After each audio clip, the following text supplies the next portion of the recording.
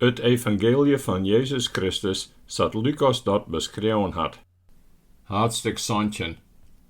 Hij zei tegen zijn leerlingen: het kan net missen, daar komen stenen dat men oorstroffelt, maar ongelukkig de man, terug wat die dingen komen. Het zou beter voor hem wezen dat er mij een moenesteen om een nekke in zee smieten wie, als dat er een van deze eenvoudige stroffel lid. Denk er goed om. Als jouw broer verkeerd docht, waskaag je hem. En als er hem veroordeelt, verjouw het hem dan. Ja, als er zo'n keer dijst tjen jou zondiget, maar ek zo'n keer bij jou waarom komt mij de wurden het mooit mee, dan matte jou hem verjaan. De apostel zeiden tjen de Heer: meidje us leeuwen grutter. Maar de Heer zei: als wie hem leeuwen maar als een mosterdseedje, dan kon je hem nog tjen deze moer bij hem zeggen: loek dien wattels los en plant je die zelfs in de zee. En hij zou om jem 6 jaar. Stel, een van jem had een feind die het voor hem ploeget en het vee hoedet. Zou het er nou tjen die feind, als er van het land komt, zeggen: toe, skik maar gauw bij de tafel? Zullen net jeder tjen hem zeggen: toe, meisje mij het eten rij. Verkleid die en betjen je mij, want ik mij eten en drinken klaar ben. Dan kanst zelfs eten en drinken. Had die feind soms een betankje verzinnen, omdat er dien had wat hem oplein wie? Zo stiert het ek maar jemme. Als jemme alles dien hebben wat hem oplein is, zis dan: wie binnen maar hele gewone feinden. We hebben oors net dien als uw plicht. Op zijn tocht naar Jeruzalem reisde er terug het grensgebied van Samaria en Galilea. Doet er een dorp ingang, kwamen hem der 10 melaatsken te meten. Een eind van hem bleven ze staan en roepen luid: Jezus, master, have mij leien mij us. Hij zag haar aan en zei: geen hinne, let je hem zelfs aan de priester zien. En onderwijs waren ze zuiveren van haar melaatskens. Doet een van haar zegt dat er weer beter wie, kwamen we om en prijzen God dat elke in het Jericho. Hij liet hem van Jezus zijn voeten vooroorvallen en bedankte hem. En dat wie een Samaritaan. Jezus zei: doe, binnen de geen 10 zuiveren, we binnen de jonge oren. Wie er oors net één te vinden die waarom kwam om God te prijzen, als alleen deze vreemde, dus zei het in hem: kom oorijn en gaan jouw wegen, jouw leeuwen had jou behaard west. Doet de Fariseeërs hem eens vragen wanneer Gods rijk komen zou, antwoordde er hadden: men kan Gods rijk net aankomen zien. Men zal net zeggen kennen: sjoch, hier is het, of daar. Want denk erom, Gods rijk is in je vermidden. Tien zijn leerlingen zei er komt een tijd dat je begeren zullen een van de dagen van de menszoon te zien, maar te zien krijgen je die net. En ze zullen tien hem zeggen: sjoch daar, sjoch hier, geen er net heen, zet er net op ta. Want Lukas de weerlicht van de ene eind van de hemel aan te oren taflitst, zo zal de menszoon komen op zijn dag. Maar eerst moet er gans leien en versmieten worden door de mensen van deze tijd. Zat het wie in de tijd van Noach, zo zal het wezen in de dagen van de menszoon. Ze eten en dronken, malje namen een vrouw en vrouwje kregen een man aan de tijd dat Noach in de arke ging en de grote vloed kwam, die het haar alle keer verdielge. Krijgt zo is het geen in Lot's dagen. Ze eten en dronken, kochten en verkochten, planten en bouwden. Maar de dag dat Lot uit Sodom weggang, reinde het vuur en zwevel van boppen en ze kwamen alle keren om. Krijgt zo zal het wezen de dag dat de menszoon verschijnt. Wat die dag op het dak is en zijn God in een huis had, moet net naar onderen gaan om dat op te heljen. En die in het veld is, moet lieke min waarom gaan. Denk aan de vrouw van Lot. Wat beziekert zijn leven te behouden, die zal het verliezen. En wat het verlenjouwt, die zal het behouden. Ja, ik zeg je, die nacht zullen 2 op 1 bed liggen. De ene wordt er bij wij nomen en de andere lislitten. 2 vrouwjes zullen together aan het molmjellen wezen. De ene wordt er bij wij nomen en de andere steen litten. Ze gongen daarop in met de vraag: Waar zal dat wezen, Heer? En hij zei zijn harren, dat het derde lichaam leidt, daar komen de gieren ek op ta. Haadstik 18. Mij een gelikenis bracht er harren bij, dat ze altijd een weer biddende wezen moesten en geen belies. Hij vertelde, in een stad wieder is een rjochter, die geen ontzag hier voor God en om geen mens wat joeg.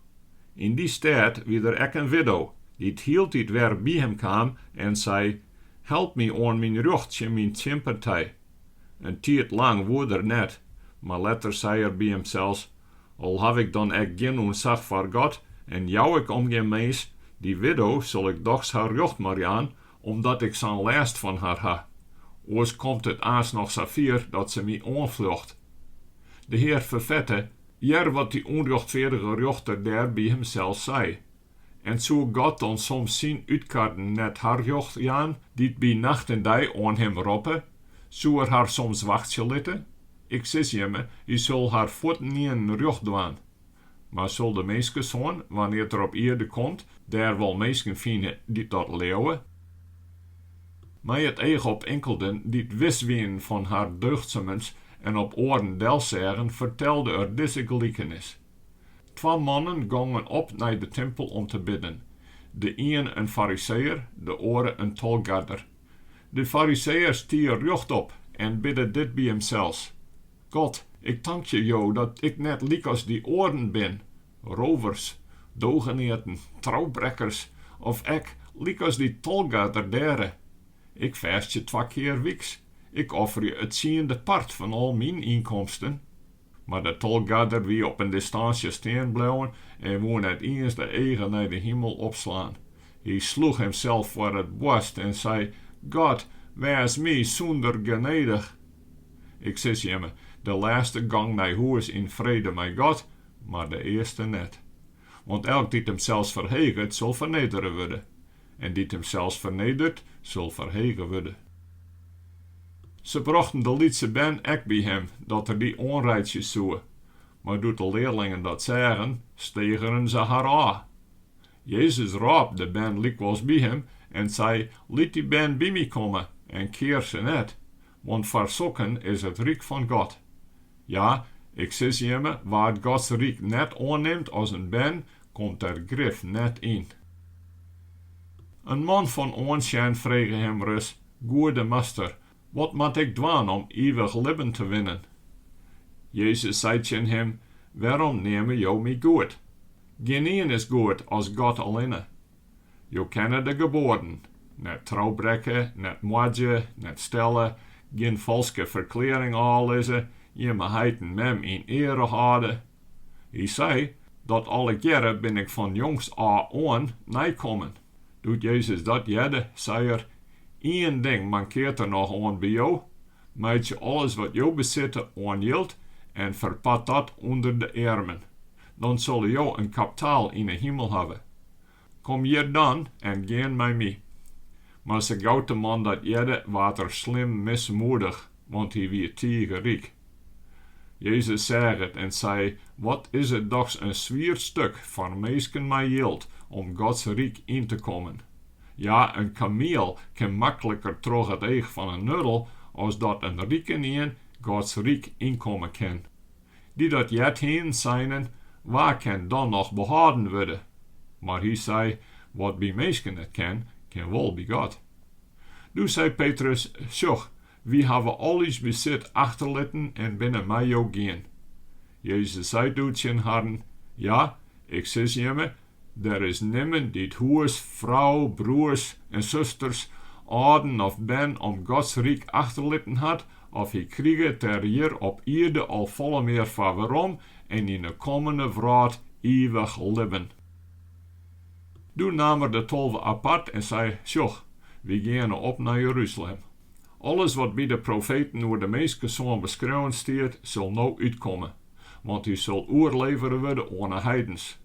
Ze zullen hem de gek aanstekken, mishandelen, bespuien, gieselen en deertje, en de tredde dag zullen verriezen. De 12 begrepen daar niet van. Het bleef haar een tjuster wat er daarmee zeggen woe en ze kon net wat verstaan krijgen wat erop doelde. Doet het dichter bij Jericho kwam, ziet er onderweg een bline man te biddelen. Hij jette een klof mensen voorbij komen en vregen wat dat weer. Ze zeiden tegen hem, Jezus de Nazareër komt voorbij. Doe raper, Jezus, zoon van David, have medelijden met mij. De vasten snauwden hem ta, hou die stil. Maar doe raper nog helte luider, zoon van David, have medelijden met mij. Jezus bleef staan en zei dat ze hem bij hem brengen moesten. Doet de bline kommen weer, vregen er hem, wat willen jou dat ik voor jou doe? Hij zei, Heer, dat ik weer zien mij. Doe zei Jezus tegen hem, jou mij weer zien. Jouw leeuwen had jou behaard west. Op slag koet er weer zien en God verheerlijkend gong er mij Jezus. En al het volk zegt het en prijzen God. Haadstik 9. Hij kwam te Jericho en roende stad terug. Nou weer er een tige rike tolgarder, een hegenien, Sachéus hiet er.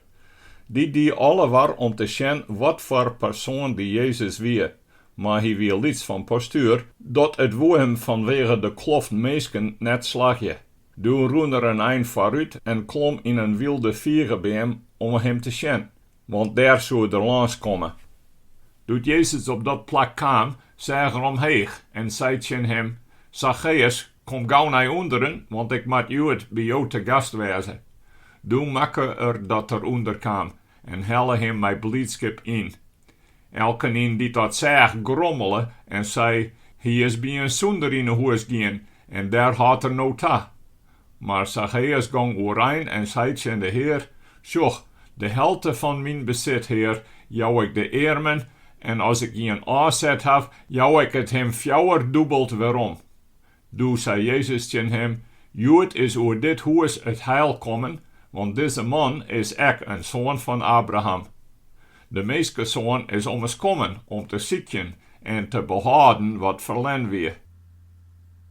Hij joeg zijn tijd, dus daar nog een gelikenis oorheen, want hij weer dichter bij Jeruzalem komen en ze dachten dat Gods rijk nou voordaligs komen zou. Hij zei daarom, een man van heeg komma reisde naar een vierland om daarvoor hemzelf de koninklijke waardigheid te krijgen. Daarna zou er weer omkomen. Hij raapt 10 van zijn vijanden bij hem, joeg haar elk een goudstuk en zei, doch der zaken mij, zolang ik voort ben. Zijn landslui likwijls haatten hem en stuurden hem een delegatie achterna met het boodschap, wij willen net dat hij uw koning wordt. Maar hij kreeg de koninklijke waardigheid al en leed doet er waarom kwam de vijanden roepen, die ter hield joon hier. Hij woe van elk weten wat er daarmee uit de wijs zet hier. De eerste kwam en zei, Heer, jouw goudstuk had er 10 bij makke. Tjen hem zei er, mooi zei, beste feind, omdat strouwwest hast in het Lytse, zulst het beheer krijgen oor 10 steden. Toen kwam de tweede en zei, jouw goudstuk, Heer, had er 5 bij makke. Tjen hem zei er, en do zult staan oor 5 steden. Toen kwam de derde en zei, Heer, hier is jouw goudstuk weer. Ik heb het opburgen in een doek. Ik wie altijd al bang van jou, omdat jou een hudden in binnen. Jou nemen wat jou net uitzet hebben, en jou hel je in wat jou net schidden hebben. Tjen hem zei er, met dien eigen woorden spreek ik een oordeel oer die uit, feind van neer dat de beste. Du wist dat ik een hutman ben, dat ik neem wat ik net uitzet heb, en dat ik inhelje wat ik net schidden heb. Nou, waarom hast dat geld van mij net op een bank zet? Dan hier ik dat, doet ik thuis kwam, mijn rente opvregen. En tjen de omstander zei er, neem hem dat goudstuk aan, en jou het de man met de 10 goudstukken. Ze zeiden tjen hem, Heer, hij had al 10. Toen zei er tjen harden, elk die het had, zal meer krijgen, en een die het net had, zal ek nog aannomen worden wat er had. Maar die vijanden van mij, die het net wonen dat ik haar koning worden zou, breng die hierheen en stek ze van mijn eigen deur. Doet er dat verteld hier, reisde er verder en ging op Jeruzalem aan. Dichterbij Betfage en Betanië bij de zanneemde Olivenberg, stuurde hij er 2 van zijn leerlingen op uit, met de woorden: "Ga naar het dorp der Fariseeër. Als je me daar inkomen, zul je me een foarseit zien die het vast zit en dat nog nooit een opreden had. Maak je die los en breng hem hierheen. Als een je me vraagt, waarvoor maak je me die foaler los, dan moet je hem zeggen, omdat de Heer hem broeken moet." De mannen die erop uitgestuurd waren, gingen voort en vonden het krekt zat er het hadden zijn hier. Doet ze de foaler losmaken, zijn de eigenaars tjen hadden: "Waarvan maak je me die foaler los?" Ze antwoordden: "Omdat de Heere hem broeken moet." Daarna brachten ze de foaler naar Jezus. Ze lijnen haar mantels over het beest heen en holpen Jezus erop. Doet er voortreed, lijnen ze haar mantels op de wei uit. En doet er al haast onderaan de Olivenberg weer, begon de hele menigte van leerlingen luid en blijd Gods lof te zongen om alle wonders die ze zien heen. Heeg te prijzen is hij, de koning, die komt in de naam van de Heer. Vrede in de hemel en glorie aan de Allerheerste. Enkelde Fariseeërs onder al dat volk zeiden het hem: "Master, zeg je leerlingen dat ze haar bedarje." Maar hij antwoordde haar: "Ik zeg je me, als die haar stilhouden, zullen de stenen het uitroepen." Doet er dichterbij kwam, zag de stad voor hem en schreeuwde om haar. Hij zei: "O, mocht o Jood nog eens zien wat vrede in had. Maar nee, dat bloed nou nog voor die eigen verborgen. Er zullen dagen oer die komen, dat die vijanden een skanstje die opsmieten zullen. Ze zullen die omsingelen en van alle kanten beneerje. Ze zullen die met inwoners en al tjinne groen slaan. Binnen die wallen zullen ze geen steen op de oren letten. De gunstige tijd dat God naar die omzeg, hast ommers net acht slaan." Doe gonger de tempel in en jagen de kepeljur eruit. Met de woorden: "Er staat in de schrift, mijn huis zal een huis van gebed wezen. Jemme hebben daar een rovershalen van makke." Die uit, die in, joegen onderjocht in de tempel. De hegepriesters, de wetleraars en ook de leiders van het volk bezochten wel om hem te deergen, maar ze wisten net hoe ze dat opraden zouden, want het volk klofte heel tieten om hem heen om elk woord op te heinen. Haadstik 20. Doet er in die dagen het volk in de tempel weer eens onderjochte en hadden het blied boodschap verkondigen, kwamen de hegepriesters en de wetleraars tegelijk met de artsen op hem ta en zeiden: "Je moet u zeggen wat voor recht je hebben om dit te doen, of wat het is dat je dit recht doen had." Jezus joeg hart te beskiën: "Ik zal je me ek een vraag voorlezen. Zeg je me meer eens, de doop van Johannes, kwam die bij God uit de hemel, of bij de meesten wij?" Ze lijnen mij een waar oor en zeiden: "Als wie zeggen uit de hemel, dan zei er: waarom hebben je me hem dan net leeuwd? Maar als wie zeggen bij de meesten wij, dan zal het hele volk u stenigen, het leeuwt om het vast dat Johannes een profeet weer." Daarom antwoordden ze dat ze net wisten wat die doop wij komen weer. Toen zei Jezus ten harden: "Dan zeg ik je me ek net, maar wat recht ik dit doch." Toen vertelde er het volk een gelikenis. Een man lei een wingerd aan, verhierde die aan wijnboeren en reisde toe voor een hielskoft om uitens. Doet het de tijd weer, stuurde er een van zijn mannen naar de boeren toe. Ze zoenen hem het stelde pad van de opbrengst van de wingerd mee aan. Maar de boeren ranselen de man aan en stuurden hem met lege handen weerom. Hij haalde dikwijls aan en stuurde nog eens een van zijn mannen. Maar die ranselen ze ek aan, misledigen hem en stuurden hem met lege handen weerom. Nog joeg het net oer en stuurde een treden in, maar ek die had ze slim tatakelen en een wingerd uitbreid. Toen zei de heer van de wingerd: "Wat stiert mij nou te doen? Ik zal mijn zoon sturen, mijn inleven jonge. Die zullen ze wel maaien, zoek ze." Maar doet de boeren hem gewaar waren, lijnen ze mij een waaroer en zeiden: "Dit is de erfgenamt, die moeten we deerslaan, dan is de erfschip uzes." en ze smieten hem de wingerd uit en vermoorden hem. Wat zal nou de heer van de wingerd mij harren dwaan? Hij zult er zelfs heen gaan, die boeren ombrengen litten en de wingerd aan oren jaan. Maar doet ze dat jeden, zijn ze, dat nooit. Jezus liek wel zeg haren aan en zei, wat hebben oors deze woorden uit de schriften bechutten? De steen die de bouwlui wijdien hebben, die is de hoeksteen worden. Elke die op die steen valt, valt hem zelf stikken.